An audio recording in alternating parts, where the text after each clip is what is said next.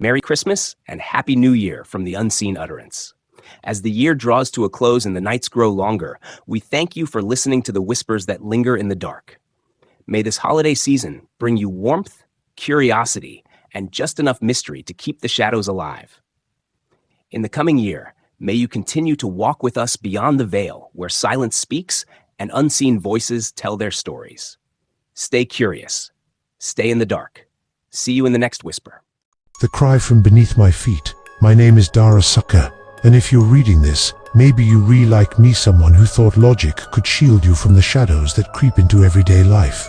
I'm 29 years old, living alone in Phnom Penh, the bustling capital of Cambodia, where the chaos of modern life often drowns out the echoes of a painful history.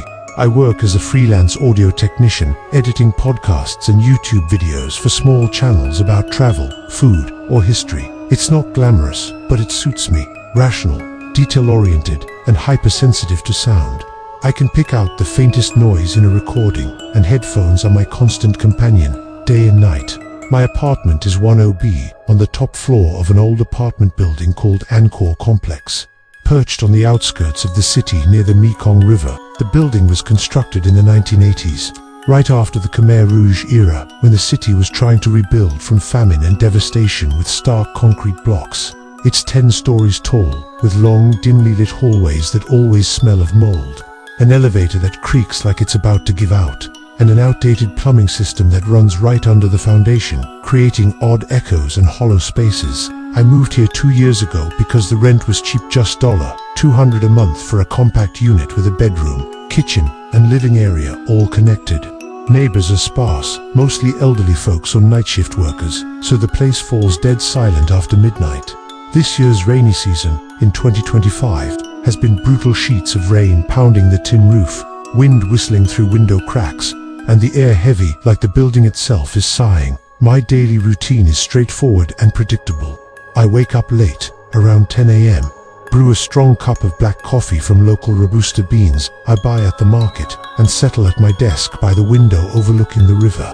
With my Bose noise-cancelling headphones clamped on, I dive into work, balancing audio for a podcast on Mekong River adventures, removing background noise from a street food review video. I love it because it demands focus, and sound is my domain. During the day, the building has a bit of life, kids playing in the courtyard below, though rare, or the lady on floor 9 chopping garlic for lunch. But at night, from 1 a.m. onward, everything goes still.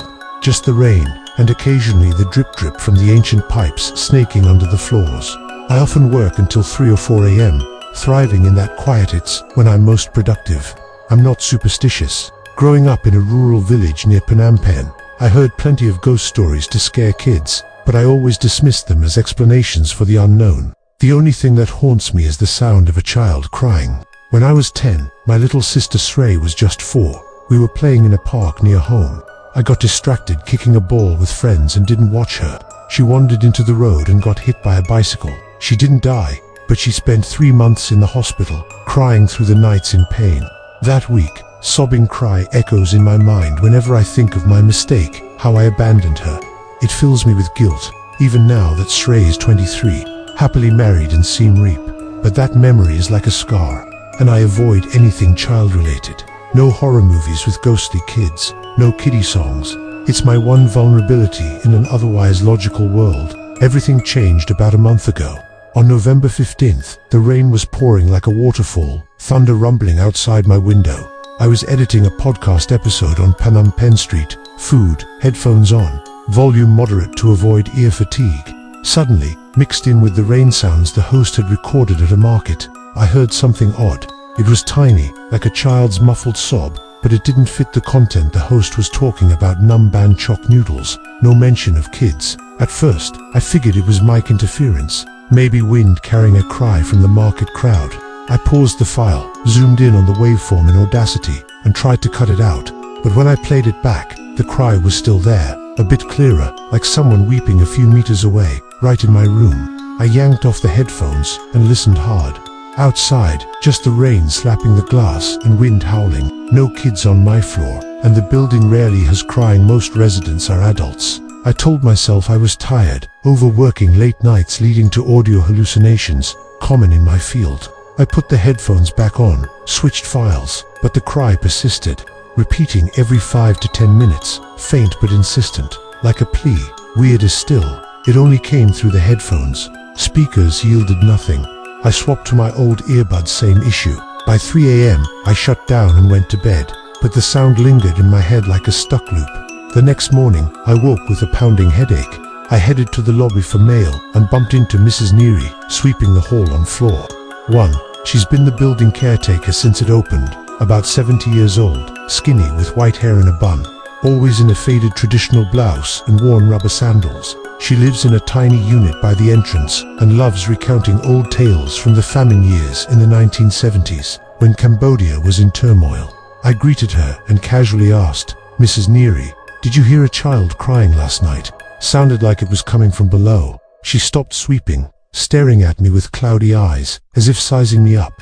Then she shook her head slowly. "No children here, Sokha. This building, it's quiet. Don't listen to nonsense." I described the cry through my headphones. She smiled sadly, her voice trembling. "If it calls your name from beneath your feet, don't bend down to listen. Let it cry alone. Those children, they're lonely." I chuckled it off, old folks and their superstitions, and headed back up. But the second night, the cry returned, no longer vague. Around 2 a.m., rain still hammering, the building silent enough to hear my own heartbeat. I was tweaking a video on Cambodian history, headphones secure, and the cry hit closer, right in my right ear, blending with the rain in the file. I flinched, ripped off the headphones, sweat beating on my back. Outside, nothing but dripping pipes along the walls. I recorded with my phone, mic pressed to the cold concrete floor, for 10 minutes. Playback, just rain and my breathing, no cry. But when I listened with headphones at midnight, the cry slipped in, soft but distinct, like it only appeared when I was alone and attentive. Real unease set in. The cry reminded me of Sray same week, hiccuping sobs, like a call for help. I video called Sray the next morning, joking about it.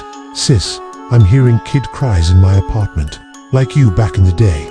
She laughed, said I was stressed, suggested seeing an ear doctor or taking a break. But I knew better. I'm sound sensitive. I can tell real from illusion. I inspected my apartment thoroughly. It's small, about 30 square meters, grey concrete floor, white walls spotted with mold, window with tattered curtains facing the river. I lay on the floor, headphones to the ground, listening. Nothing at first, just distant rain.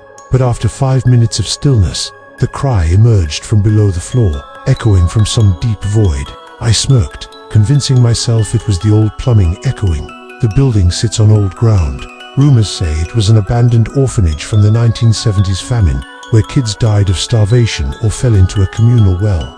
The well was filled in during construction, but hollow spaces remain, linked to the drains under the foundation and elevator shaft. Maybe heavy rain was amplifying sounds.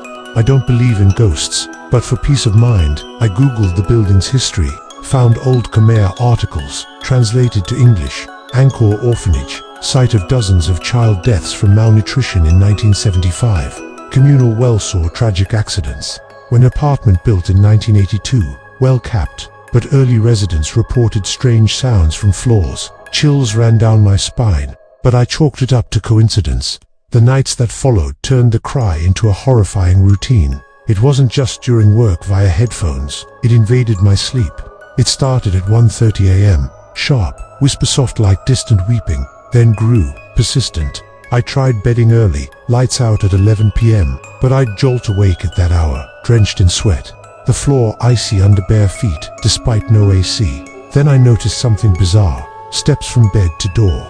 Normally 8, but one night, 9. I recounted, still 9. Next night, 10. The apartment hadn't changed, but it felt stretched, walls receding slightly each time. I measured with a tape, same dimensions, but the sensation lingered. I upgraded my recording, condenser mic from work, hooked to Reaper software, recorded all night under the bed. Morning, flat waveform, empty file, but nighttime playback with headphones. Not just cries, but breathings, low, deep, like someone listening back from the other side. The breaths synced to mine but lagged, mimicking. One storm night, lightning flashing, I stayed up huddled on the bed, headphones blocking rain.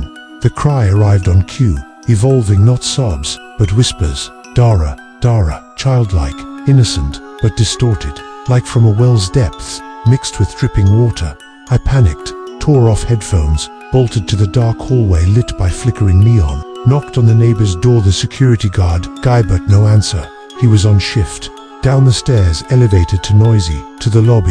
Mrs. Neary sat on her wooden chair, gazing at the downpour. She wasn't surprised. Hearing it again, Sokha. I collapsed into a seat, spilling everything. Cries, breaths, increasing steps. She listened, then spoke softly. This building's on orphanage ground, you know. Those kids died hungry, suffocated in the well. Wells filled, but their spirits linger in the voids below. They don't hurt, they're lonely. They call to those with guilt over abandoning children, like you with your sister. Bend to listen, and they'll pull you down to hear with them. I pressed about the well. She shook her head. Don't dig, just remember. If the cries from under your feet, don't stoop. She offered a small amulet. I declined. I don't believe. That spurred deeper research. On Cambodian forums, I found old posts about cries in old Phnom Penh apartments. Similar stories, cries via headphones, cold floors, lengthening rooms. A 2010 post, lived on floor 8, heard cries below. Bent to listen, vanished by morning. Apartment empty. I shivered, but sought science. Maybe gas leaks from drains causing hallucinations, or low-frequency waves from pipes. It worsened. Cries now from right under the bed. I'd lie ear to floor, hearing sobs with water drips and faint scratching, like tiny nails on concrete. Floor vibrated subtly, something moving below. My weakness exploited. Each cry evoked Srey, her hospital sobs. My fault. Dreams came Srey, but not. A pale-faced child with white eyes, calling from a dark well. Brother, save me. I ditched headphones, slept with lights on, bought premium noise cancelers, but cries pierced through, direct from floor. Steps hit 12, then 15, 18. Space warped, walls distant, ceiling lower. I felt dragged down, not body, but mind. Reality blurred. Was the cry real, or guilt-fueled madness? Called Srey more, shared. She worried, urged moving. I resisted work. Curiosity, I needed answers. I explored the building. One afternoon, rain easing, I ventured to the basement. Dark, wet, earthy stench. Flashlight on phone revealed rusted pipes plunging into foundation. Ear to a pipe, flowing water, and faint cries afar. I fled, heart racing. Mrs. Neary saw me. Don't disturb. They dislike it. Nights escalated to climax. Cries underfoot wherever I stood. Steps to 25. Apartment, a labyrinth. Sleepless, eyes hollow, work stalled. Final recording under bed. Empty file, but playback whispered, Dara, come down with us. The last night, 3 a.m. Rain stopped, but air thick, sound swallowed. Sat on floor, bare feet freezing, headphones on. Cry directly beneath, raw, agonizing. Couldn't resist, bent, ear to icy concrete. In headphones, no cry, but tender whispers, multiple voices. You're standing on our well. Come listen with us below. Jolted up, heart pounding. Floor looked normal, but morning did I wake. Apartment empty, belongings intact, but a small crack in floor, wide enough for a child's hand. Blackmail. I'm here writing, but unsure. Cries closer than ever. If you hear a cry from beneath your feet, don't bend. Or have you already? I don't know. Maybe I'm below, and you're on our well.